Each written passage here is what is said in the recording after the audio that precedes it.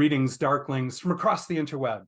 It is once again I, the Duchess, Precious Ken, back for the Sounds and Shadows podcast. We've had a little break here, but we are back on track now and recording. I got an exciting guest for today. I want to shout out a couple things first. Number one, I am wearing my Dead Astronauts shirt because it was just announced that they actually are going to play Wave Goth Teffen, which is freaking awesome, like biggest goth festival in Europe and probably in the world.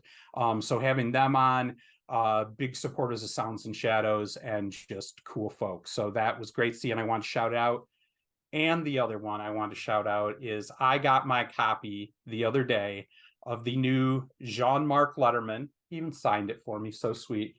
Experience Sci-Fi Revisited. And the concept of this is so freaking cool and beyond what anybody is doing. He took golden age sci-fi artwork like Buck Rogers, or in my case, Philip K. Dick, and then had like a bunch of singers like Tom Shear, Assemblage 23, Christina Z, Mary Shear, Jim Semenick from Distortion, a bunch of friends of ours, Emily, that plays with him a lot, John Campbell, and even, what's that?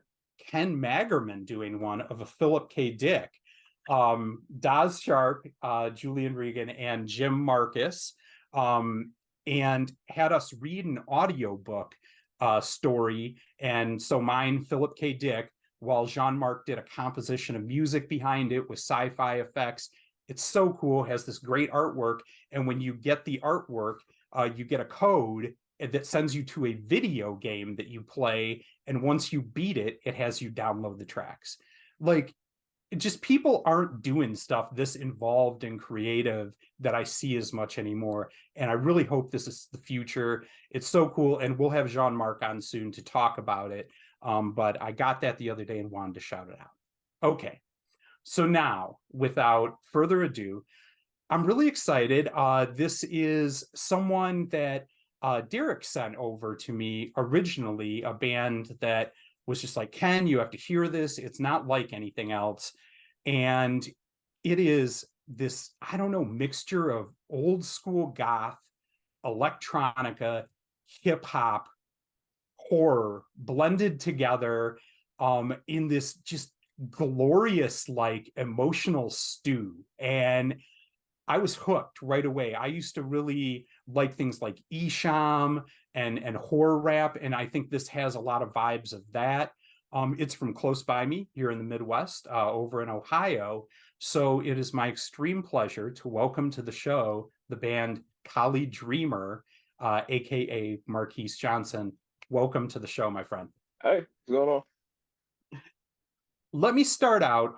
One of the questions I always like to ask to get us going is something led you here. Whether it was a show, an album, the first time The Undertaker walked to the ring, something happened in your life early on that hit you and said, this is me, this macabre stuff, this dark stuff. It's who I am and what I'm about, and led you to doing this music. Tell me a little bit about what got you started on that path. It's hilarious that you brought up The Undertaker, because that was like literally what I was gonna say. Like being a kid and like his just aura coming into the ring and everything was all like purple and like everybody was sad. Like it was like sad music, but he wasn't sad. He was scary and everybody was scared of him. I wanted to put that energy out. That's awesome. I mean, I was a big Undertaker fan too, although I found out later, he wasn't really that, Demolition was another one, but wasn't even that into goth. They were like bikers, although there are some true goth wrestlers. Yeah, no, like Undertaker, like that gimmick was like made and they gave it to him. Like it was something they already thought of and was like, you're a big scary dude. What if you were like an undead dude who made coffins? And it was just like, all right. Like I literally have him tattooed on my shoulder. That's awesome. You have a Taker tattooed. That's so freaking cool. Well, so from that then, hearing him, what kind of got you on the road or finding the music and the scene, kind of the goth, that's the elements of the music you do? It sounds silly, but literally South Park. because they had Robert Smith in an episode, and I like he remember he was fought. a moth, a giant moth. Yeah, he turned into a moth and fought Barbara Streisand, and the last thing Kyle said was "Disintegration is the best album ever." I mean, not my favorite Cure album, but also Uh, not wrong. I mean, that is a banger front to back. I'm more of a pornography guy myself, but Disintegration is Pornography is pop. heavy, whereas Yeah. Disintegration is like spooky. Like pornography is like heavy and dark. It makes you like you feel what he's talking about. Yeah, and definitely, I don't know, like a rawness to pornography. I kind of always, like, it definitely, Disintegration has a lot of pop hits on it, which is good. I love a good pop hit, but yeah, pornography is a different vibe for sure. Yeah, like Nevermind is like the Cure's. I mean, I said Nevermind. I said it backwards. Disintegration is like Nevermind, and pornography is like in utero. I like that. Good analogy. That's good. So from there, then, I mean, you heard, from it, looked up Disintegration.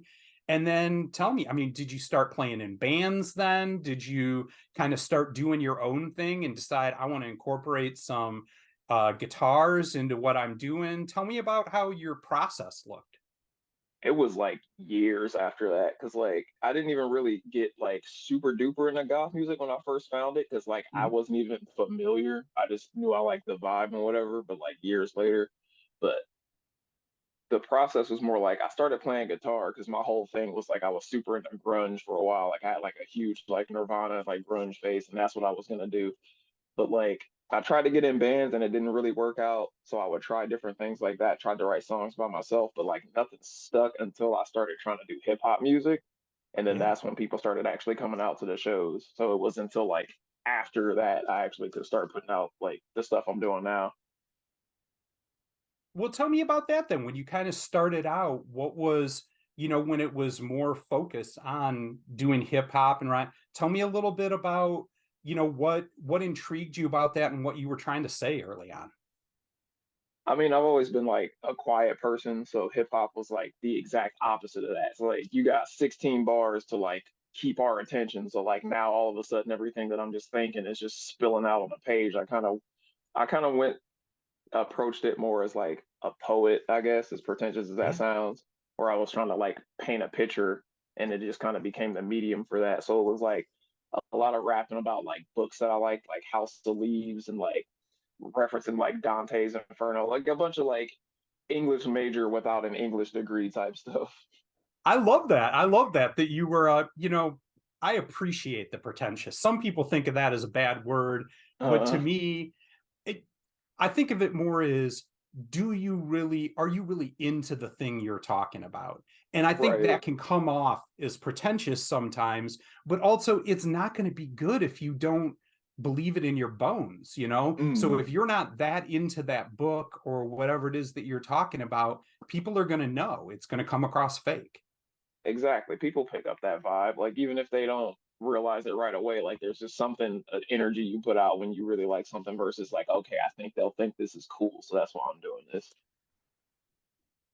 So the album that I reviewed of yours and, kind of first introduced me, and then I've been working backwards from there, is October Requiem Mm, 1988. mm, And like I said, I mean, you did it for Halloween, right? You released it in October of yeah. 2022. And like I said, there's just a lot of uniqueness. It goes between, you've got a great, deep, resonant baritone voice where you go into singing. Then you, Mm, kind of go more of a staccato cadence, rhymes mixed in with it. I hear that, mm, grunge influence where a lot of the guitars have a very slushy, heavy grunge feel that kind of almost, I don't know, it feels like new metal at times, but mm, then you slide into something more traditional goth with like a guitar lead with a lot of reverb on it. mm. So I guess I'm saying it feels like you just pulled from a lot of places when you did Mm. this record. Tell me a little bit about, for you, what helped this record come together, and did you have some kind of theme or anything happening in your life that led you to put these songs together? the album really came together because when I first started, like the first couple songs I had for it weren't really like gothy songs. They were like Sunbound, which is I don't even know what genre that song is, but you've heard that one, like Yeah, Sunbound and Gallows almost. Type Thing. I would say almost the closest thing, maybe like a witch house type thing. I don't know what that song is. Like Derek, he definitely helped me put the whole thing together. Like as far as like ideas, because I'm like I want to do this, but I like really got into goth music, so like that's the direction I want to go. So like it's impossible for me to stay within a genre on an album. Like even this next one is definitely more goth rock than anything I've ever done before, but it's still like I don't know, there's some dream pop happening and like some all sorts of stuff. But like yeah, that album that was like a long time coming. It feels like a culmination of a lot of the like darker stuff I was experimenting with earlier. Hmm. And then just like I was still making hip hop, but I was like I got kind of bored is what it was. Cause like don't get me wrong, I Sure. don't want to be one of those people who's like, oh yeah, I'm past that. I'm like, like how people treat it. Like it's still an amazing art form and I still listen to hip hop. But like Yeah, yeah, while I was playing shows, I was just like in my head, I'm thinking about like The Cure and Susie and the Banshees, and I'm like, I just want to go mess around and do something weird, like. yeah. So it was like a lot of that going into it. And then like the vibes were definitely because like COVID had just happened. Like my depression was at an all-time high. Like I had friends die and stuff like that. So I was just like super in my existential feelings and had, Sure. I don't know, everything was feeling like a lot. And I just needed somewhere to yell about that. And I think to me, again, what draws me to your music a lot is, I mean, you say that, but nowadays I think you have to do synthesis. Even say goth. Like people, if they go back to just doing traditional goth now, it has been done since 1977, right? I mean, there's Mm, just not that many new places to go with it. And so the future is blending different elements and different things to it. And you're kind of saying you came at it from the opposite side with hip hop, where you were kind of feeling that way about hip hop and wanted to blend in, these darker themes and, kind of mm, gothy ideas to make it feel fresh again. So I think that's mm. awesome. You mentioned a second ago both the new material you're working on and Derek. Tell me a little bit about what you have coming up and what we can look forward to from you.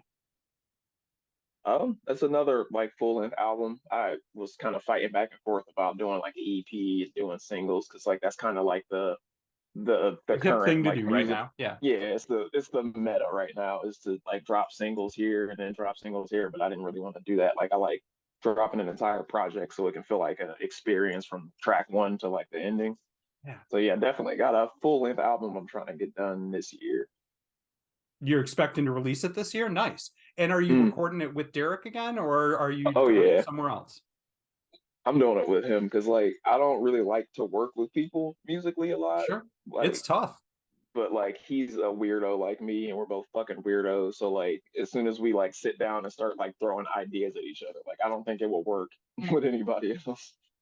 I got to say too, it's nice to have someone in your corner like that that is a true Mm, cheerleader for you. And I'll be honest, I don't know that you would have found, your way onto my radar if it mm, wasn't for him coming to me and saying, "Ken, I don't do this to you a lot. I don't say you have got to hear this. mm, It is gonna turn your head around." And I said, all right, Derek, you because people do send me stuff a lot and I'll get it, but yeah. he never had before. So I said, okay, I'll stop what I'm doing right now. And he wasn't wrong. I mean, it was brilliant, but he's always just been both on the production side, but just a strong advocate for your talent. Mm. No, he's definitely done a lot and I appreciate him for it because every time I'll be like something will happen that feels weird, like I get an opportunity out of nowhere and I'm like, what did you do? Like you did this. Like, don't lie, this didn't just happen. And he's like, I don't know what you're talking about. You did it by yourself. I'm like, bullshit. See, and that's a true friend too, that just, you know what I mean, keeps putting wind under your sails without, making it about them, Right. That's awesome. All right. I'm going to change gears a little bit here Mm, because we talked about wrestling earlier. mm. And you and I online briefly talked about I'm a big AEW guy. Oh And yeah. in particular, I think we got going on somebody who I think has, in my opinion, the best theme song in wrestling right now, Mm, which is Swerve Strickland. absolutely. Tell me a little bit about why you think they need to put the world championship belt on Swerve Strickland in 2024. Oh, come on. I mean, look at him. Bro's got like the look, he's got the move set, the charisma. Like the entrance is so iconic. He comes in and was Prince Nana comes in and he's just standing there all stoic and then Prince Nana is just dancing around him like it's so fun. And it's like I love watching him kind of evolve into like a guy people are just like, yeah, he can wrestle, but all right, to like a fan favorite who's not even like a baby face. I would say right now, I out of nowhere, I think he's probably the number two guy next to MJF in, AEW right now. I mean, I think there's legacy guys like Sting there or something, but I don't Yeah. think for a young up and coming, this is the future guy. I think short of MJF, I don't think there's anybody above him right now in AEW. No, legit. And he's like red hot right now. Like I feel Mm-hmm. like they shouldn't throw it on him too early, but I feel like soon, like maybe this year, they should I'm do thinking something this about year that. by the end of it, especially, whatever happens between Adam Cole and MJF. Like, I think Mm. he's somebody who could come in after that to pick up the pieces and then go forward with his own thing. He's also like in that like rare spot where he can do like a traditional match and then also can do some insane fucked up like death match shit, like what he did with what was it, Adam Page? Yeah, Hangman, yeah, Yeah, that was horror movie stuff. for Like sure. I've also he's heard that on some of your music that you have a NAS Echdal Spring reverb unit that you got from a particular band you are a big fan of. Um, yeah. could you tell me a little bit about who that is and what it means to play through that pedal? Oh, like listen.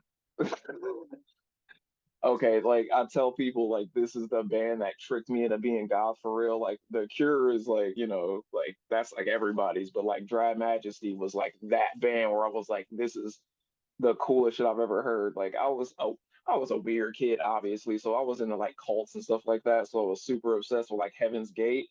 And Yeah, then there's like, hey, there's this entire album that's like taking influence from it. And I'm like, all right, I'm gonna check that out. And immediately became like a huge fan. But like, yeah, Deb Demure from Dry Majesty was selling off a lot of the gear they don't mm-hmm. use anymore.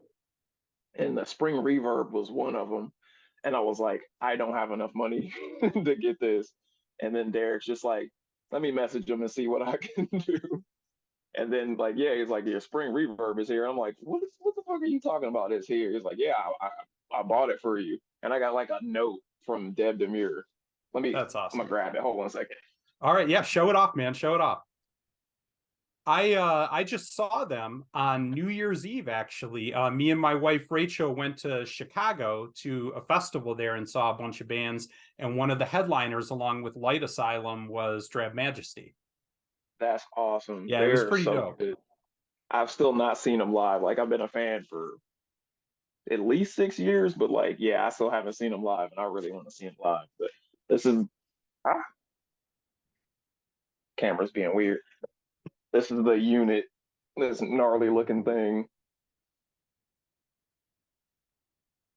Like I'm not So used to like the analog type stuff, and there's literal springs that mess with the guitar warbles. see, I love that stuff. And then I got this. That's awesome. Yeah, this is my favorite thing ever. I need to get it framed. Yeah, from doing the interviews with bands and so I have so many of those where I have a giant scrapbook of all my little notes and everything from people, Mm, and no, it's a big deal. It means a lot. So tell me a little bit now about from the technical side, because you're doing a unique blend on how you're doing mm. this music. What are some of the, I don't know, pieces of gear that you feel really are you when you're, putting together this music and trying to get that unique sound? Obviously Honest, the reverb pedal. yeah, honestly, besides the pedals, my like what I'm doing just like at home is literally just like a little recording interface and like a laptop. I got one of those like MIDI controller synthesizers. Mhm. But like it gets ridiculous when you get to my pedals because I got all sorts of reverbs and choruses and like flangers and all of that. Because like that's my whole thing where Derek is like maybe dial it back a little bit. I'm like, no, I like punch the flanger and turn it all the way up. So I'm like, nah, I need that like warbly, lasery 80s goth guitar. That's awesome. but, but yeah, a lot of like basic synthesizers. I mean, honestly, when I'm recording the demo versions before we go to Derek's studio to get everything done, it's just like I got like a basic laptop, my interface, nothing super complicated. I'm just running through FL Studio. Nice. If we did another interview 1 year Mm, from now, mm. 2025, what do you want me to be asking you about? What is the future that you want to see for yourself a year from now look like? Whether it's a tour you dream of doing, a festival you dream of playing, a record that you put out. What's your hope and dream for wanting to do this? Because it's not easy and not always very rewarding in 2024 to do music. It isn't, people shelling out cash for it or anything, especially in the Right. goth scene. What's your hope and dream for this? Hopefully, I'll be Emperor God King of the universe, you know? But no, I'll seriously, vote for you. honest, It's cool.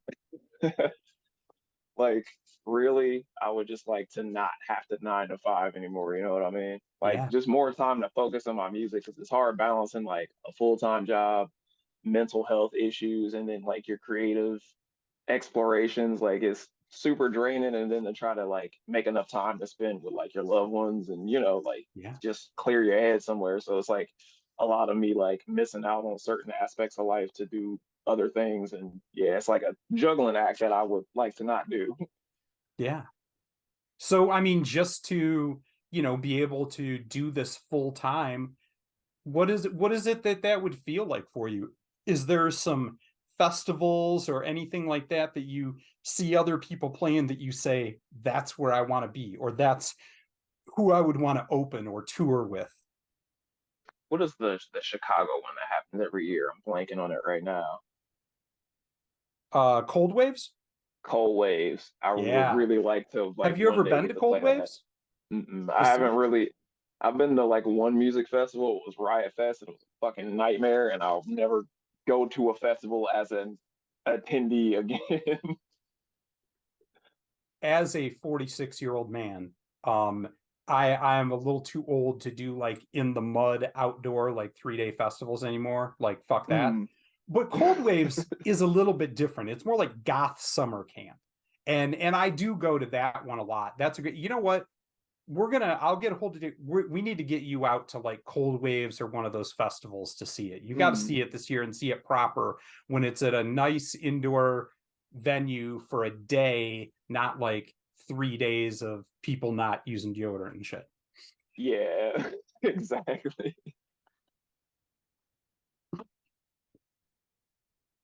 Okay. So we have reached the portion of the interview here where I always like to hear what are some things that you're listening to as an artist that are inspiring you. Tell me about, I don't know, two or three bands that you're really into right now that get you excited. Legit, like I've been listening to so much Twin Tribes. Like I was already listening to Twin Tribes like crazy, and then they just dropped that new album, and I'm just obsessed. Like, It's incredible. Joel and Luis are my lads, just dear mm, friend. I've seen them many times. Actually, our webpage, Sounds and Shadows, mm, they were the first review I ever wrote was Twin Tribe Shadows, and that's that's why we're awesome. called Sounds and Shadows. No way. Yeah. That's so dope. I just went to go see them in Atlanta. Well, not Mm, Atlanta, it was in Georgia. But with Vision Video and Twin Tribes and Tears for the Dying. And coming up here, we're going to get to open for them in Detroit when not Twin Tribes there, but when Vision Video and Tears for the Dying are playing there with Voltaire. So I'm that's super geeked for awesome. that. I love Vision Video too. Like I saw them when they came here, and like, yeah, Dusty seems like the coolest dude ever. He really is. I got to go to his like house and hang out for a Halloween party, type thing. That's And awesome. he is he is exactly like that. It just it is not any kind of a front or anything. That's how he is. And the other thing that's so cool is when I saw him at the show, his like punk rock energy of Mm, actually calling out the problems in society and like he doesn't pull punches on it, and it's so great to see a room of like 300 young people chanting and going along with him when he's like, you know, fuck these billionaires that are like wrecking our right. world, and to like have kids actually like on board with it and scream, and then he drops a badass song after he gives this whole rant.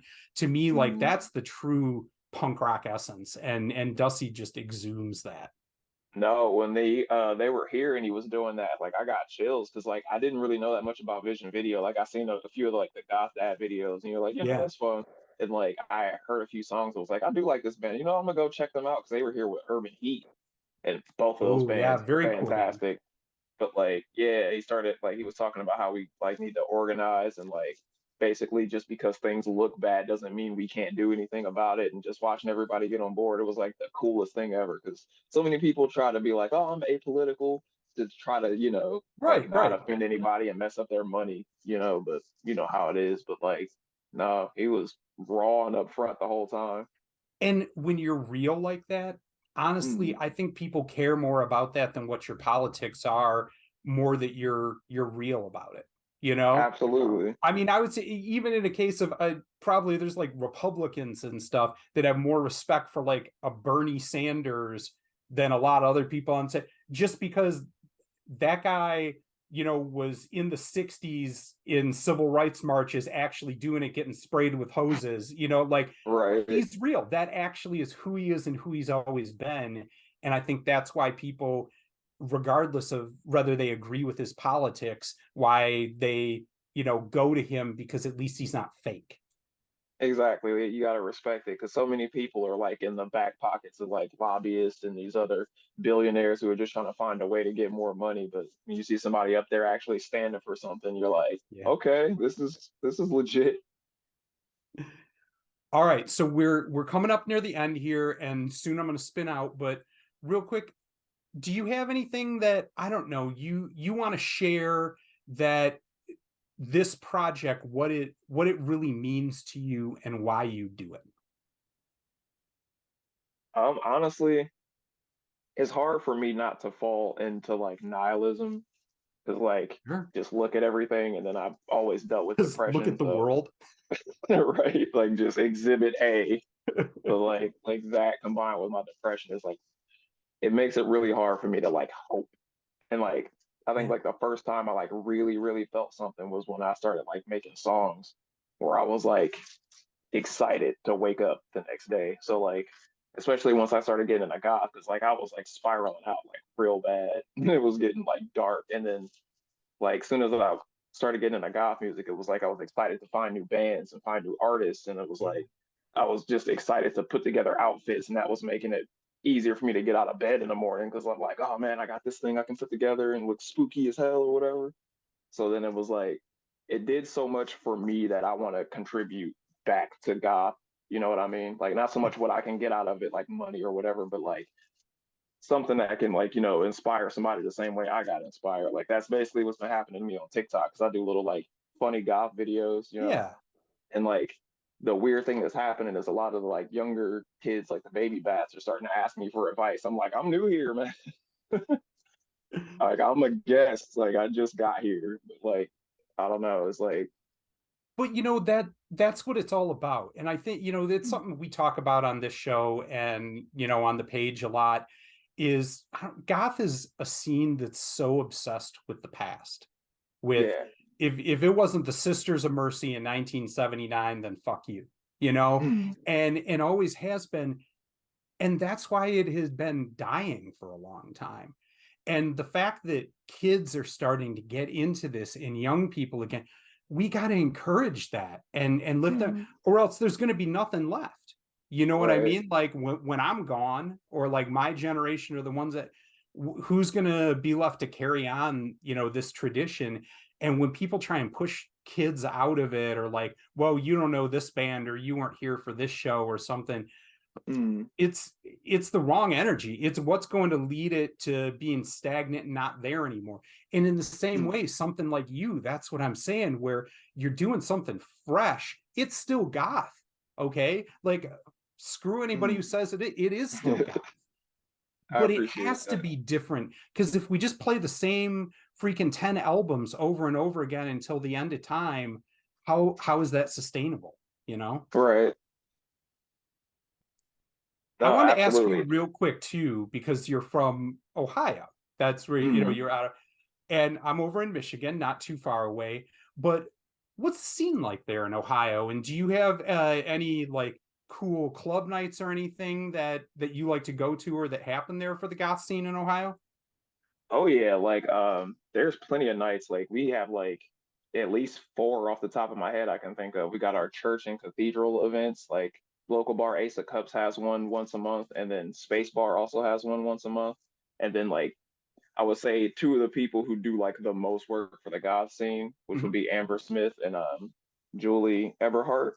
Yeah, Like they put together events too. They got like Wake the Dead, and then there's a what is it called? There's like a new name for it. I'm sorry I'm that's all blanking. right. But Like, like we've got like a bunch of club nights. They do like little fun things. Like in the summertime, we had like a goth picnic. So we were at like very one cool. of the bigger parks in town. So like we're just all outside in our black clothes, like listening to music, and you can see people just walking by. Like Did you have parasols and like sun hats and stuff to make sure you some didn't burst people into flames? did, but it was just the coolest thing ever. Just like why are you here?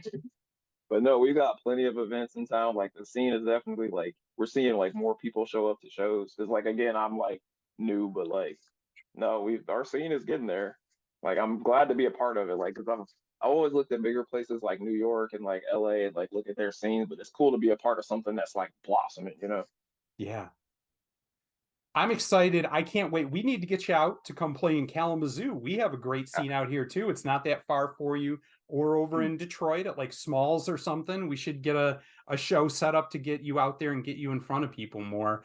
Yeah. I always like at the end to spin out to one of your tracks to give people a chance to hear what it's all about. I kind of said what my favorite one was there. What's a track that if people are going to hear Kali Dreamer for the first time, and get what it's all about, what's the track that you'd like people to hear for the first time? Harvest Moon 100%. That's a jam. I really like that track. That's a really great track. So although, my favorite was a different, that's a really good one. So, What's your favorite? Now I'm curious. oh, I had said on there because when I did my review for you guys, my favorite track that you guys had on there was Hellbender that you did. I Hellbender is just insane. I but I love that. Like, to me, it's what I talked about. It was taking elements from three things I love and doing them all loud and nasty, Mm. like right in your face. To me, that's what hooked me right off the bat. It's so crazy because it's such an energetic song, but it's so awkward for me to listen to because it's just basically about my like religious trauma growing up, like super duper Sure. Christian. And like the funny thing was like I played this like punk rock show and I'm like, my music is way slower and darker than what's happening, but they still wanted me to be part of it. And the venue was like 3 blocks away from the church that I grew up in. So I'm playing this song about my religious trauma while I could literally lean out the door and see where a lot of it happened. I think that's part of it though, is to me, when I hear that song, it's real. Like, Mm, even if I don't catch every word as it's good, but I can hear how much you mean it. yeah, And to all of me, it's that's real. what made it resonate with me. Like the first line in the song, ever since I was 3, I've been dreaming about caskets. Like one of my like I like literally came into the stream of consciousness at my great grandmother's funeral. That's like my earliest memory. So like since then, I still have them now. I still have dreams about that funeral. Wow. This has been, Marquise, a total pleasure. This has been so great talking with you. We're going to talk more, and I'm really excited. I really hope people take a listen to this and check you out, because I see you as somebody that can be a future for this scene and doing something fresh and interesting. And everybody needs to go check out. I'll put down in the links down here, but Kali Dreamer, thank you for being with us. And we are going to spin out here to the track Harvest Moon off the album October Requiem, 1988. This has been a real delight for all of you out there in internet land. Everybody, keep it dark.